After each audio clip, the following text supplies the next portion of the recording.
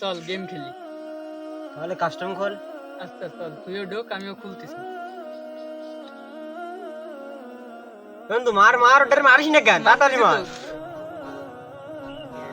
বন্ধু তোরা এই জায়গায়? তোর বন্ধু, তোর মতো গরিব ফকির নিয়ে আমার বন্ধু হতে পারে না। সরকার আগে সর। তো। বন্ধু এভাবে বলিস না, ও তো আমাদের সাথে একই ক্লাসে পড়তো। বর্তমানটা কি আছে? তোর মতো গরিব ফকির মিসকিন আমার বন্ধু হতে পারে না। আজ আমি গরিব বলে তোরা আমাকে এরকম অপমান করতেছিস? দূর, তুই এসব ফকির মিসকিন না থাক, চলে গেলাম। বন্ধু বন্ধু এরকম অহংকার করা ঠিক না, অহংকার পতনের মূল। তুই ওর কথায় মনে কষ্ট নিস না, এখানে বয়। বন্ধু তুই ওর কথায় মনে কষ্ট নিস না, দেখবি ও একদিন ওর ভুল বুঝতে পারবে।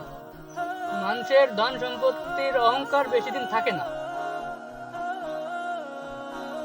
আরে আল্লাহ, কি হয়ে গেল? সব কিছু শেষ হয়ে গেছে। আরে আল্লাহ, কি মজাদার। বন্ধু তুই এই জায়গায়, আর তোর এই অবস্থা কেন? বন্ধু, আমি তো পথের ফকির হয়ে গেছি। কিভাবে হলো এসব? আমাদের যে ব্যবসা ছিল সব লোকসান হয়ে গেছে। আর আমরা ব্যাংক থেকে যে লোন তুলিলাম, ওই লোনের টাকা শোধ করতে না পারে বাড়ি ঘর যা ছিল জমি জমা সব কিছু ওরা নিয়ে চলে গেছে।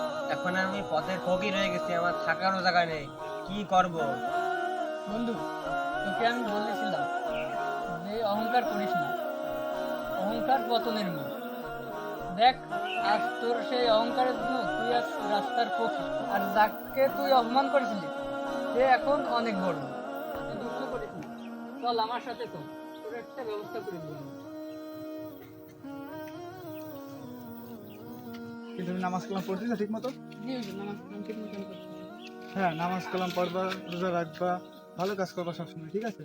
তাহলে সমাজে আর কি সবাই ভালো বলবে, আল্লাহর কাছেও ভালো জবাব দিয়ে করতে পারবা।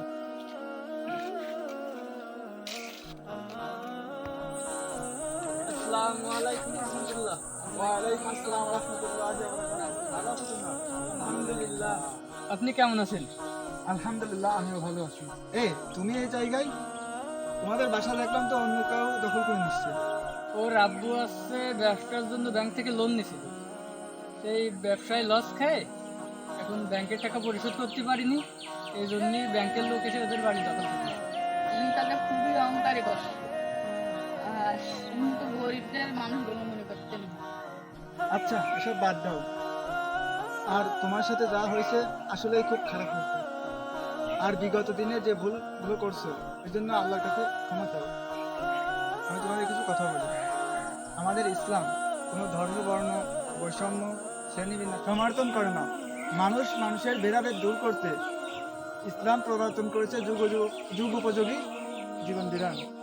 যেমন অর্থনৈতিক সমস্যা সমাধানে ইসলামে রয়েছে যাকাত ব্যবস্থা।